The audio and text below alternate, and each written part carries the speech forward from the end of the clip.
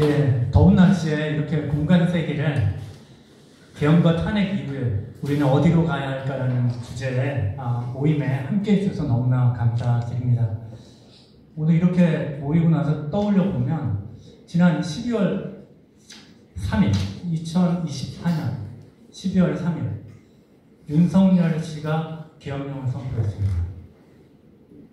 그리고 25년 4월 4일 헌법재판소는 탄핵을 인용했습니다. 그리고 6월 4일 이재명 정부가 출범했습니다.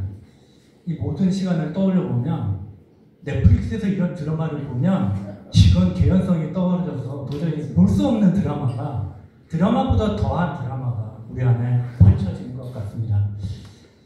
이 초현실적으로 다가왔던 계엄 선포, 국회 해제 요구, 탄핵소추안 가결, 헌재 심판, 윤석열 씨의 체포와 구속에 이르기까지 지금 우리 몸은 이 모든 긴장과 충돌의 순간을 그 몸으로 기억하고 있는 것 같습니다. 오늘 이 시간은 우리 스스로 이런 몸의 기억들 그리고 우리의 기억들을 함께 나누고 또 가장 이 중간에서 핵심적으로 이 국면을 가장 가까이서 목격하고 기록하고 또 실천으로 연결시켜 주셨던 두 분이십니다. 먼저 전직 헌법재판관이셨고 이번에 탄핵 심판에서 국회 측 법률 대리인으로 활동하신 김희수 선생님이십니다.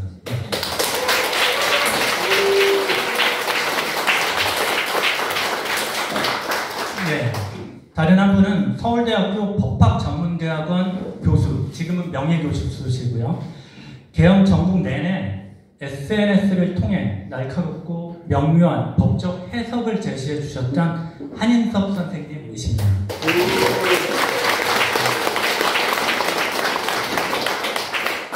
네, 이렇게 두 분과 함께 그날의 이야기, 그리고 또 우리가 현재 있는 이 자리의 이야기, 그리고 더 나아가서 한국 민주주의, 그리고 우리가 나아가야 될 미래에 대해서 한번 가볍게 같이 대화를 나누는 시간을 가지고자 합니다.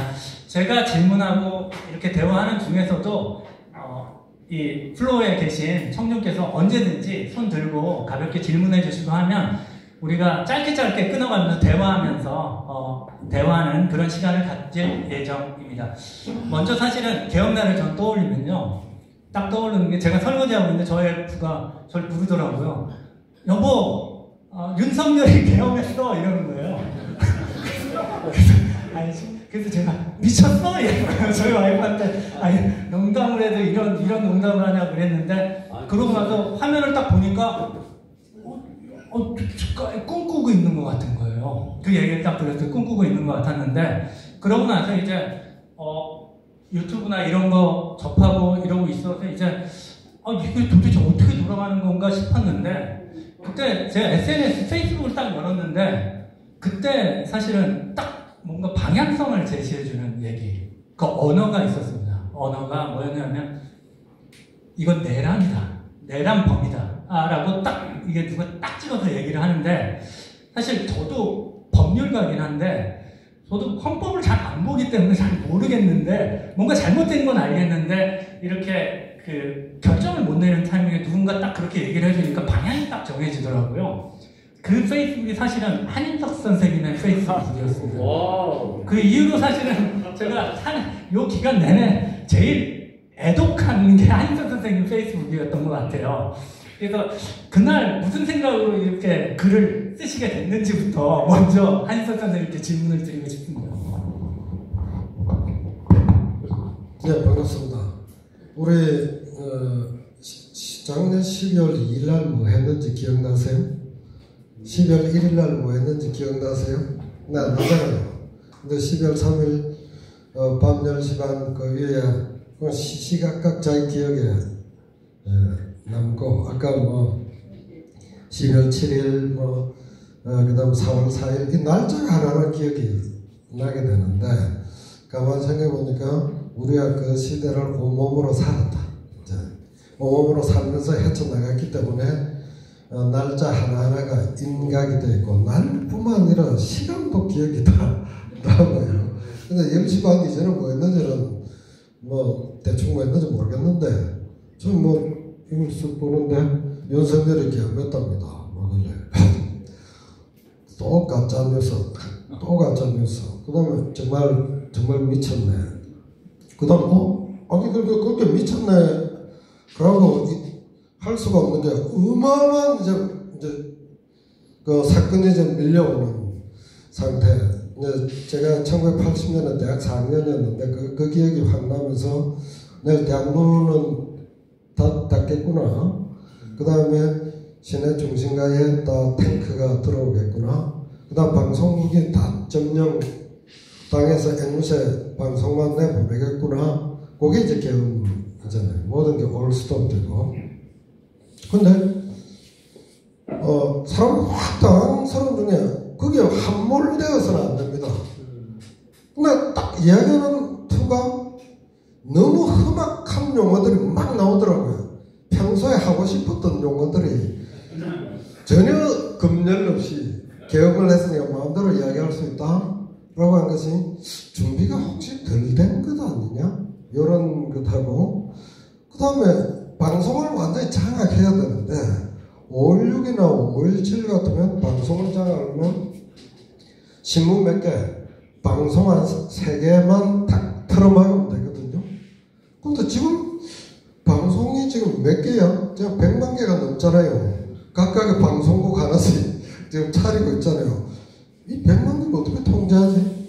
라고 하는 이제 그런 것들이 오면서 바로 머릿속에 이제 분석에 들어가는데, 계엄을 선포를 하면 전시사변 또는 이에 준하는 사태가 되어야 되는데, 윤석열의 그 5분 워딩 중에 전쟁 이야기가 없더라고요. 그냥 북한이 지금 바로 좀 침략을 준비하고 있습니다. 이래가지고 지금 국민 여러분 지금 너무 급박합니다. 그래가지고 불가피하게 계엄을 선포해야 됩니다. 이래야 앞뒤가 맞거든요.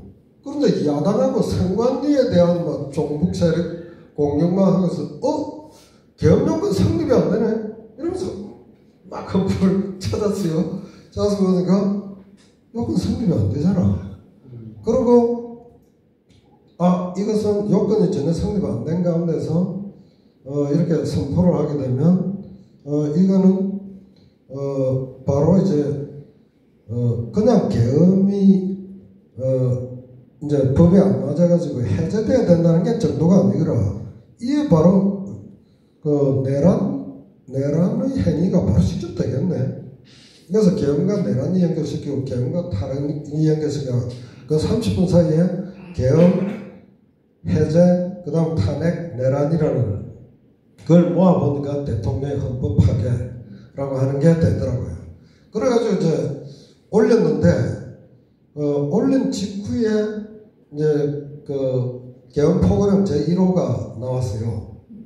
계엄 포고령 제1호의 제일 첫 1위 국회, 그 다음에 지방의회, 그 다음에 정당, 뭐 사회단체 등 일체의 정치활동을 금방 이걸 보는 순간 이겼다 싶더라고. 왜냐하면 대통령이 국회를 활동을 금지한다 라고 하는 순간 이것은 바로 그 내란죄 빼박 요건이 바로 성립이 되어버리거든요. 그러니까 이 사람도 준비가 하나도 안 됐네. 준비가 된 줄 알았더니만 준비가 덜 됐네. 그렇다면 정면으로 싸울 수 있겠다. 이제 이런 이제 생각이 들었습니다. 길게 이야기하면 안 되니까 여기까지.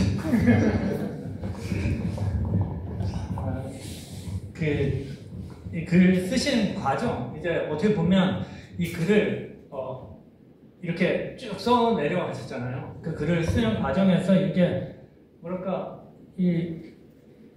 아까 그 30분에 우선 그 생각, 하여튼에 내란이라고 정의를 했다는 것 자체가 그 시점에 내란 범위라는 걸 정의했다는 것 자체가 정말 우리 모두에게 주는 너무나 중요한 순간이었다는 생각이 들고, 그 이후로도 중요한 책임감과 뭔가 그 내면의 고민 같은 게 좀 있으시지 않았을까 싶기도 한데. 예, 저는 그 국회의원들도 계엄이 나왔다. 그러면 본래 보여줘야 되는 국회의원들의 반응은 다 도망가야 되는 겁니다.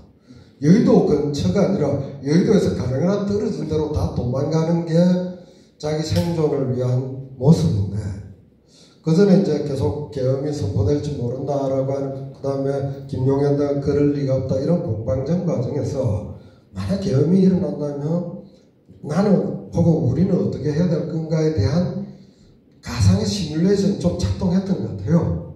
그러니까 계엄 나자마자 국회의원들이 본능적으로 국회로 달려오고 잡혀갈 곳으로 달려온 거예요.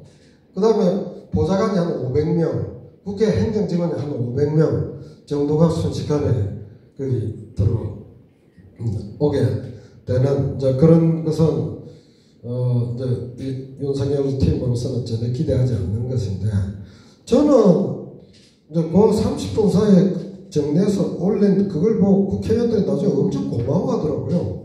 막 달려오면서 자기들도 뭐 볼 거 아니에요.